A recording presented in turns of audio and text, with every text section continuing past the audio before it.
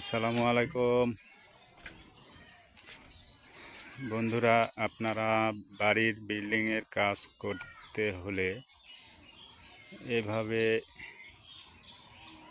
block ব্যবহার করবেন এবং আপনারা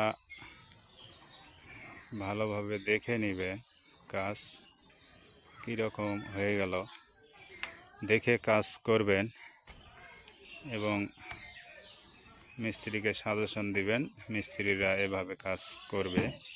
এবং ইলেকট্রিক কাজ দেখবেন আপনারা যেন সুন্দরভাবে কাজ করে এবং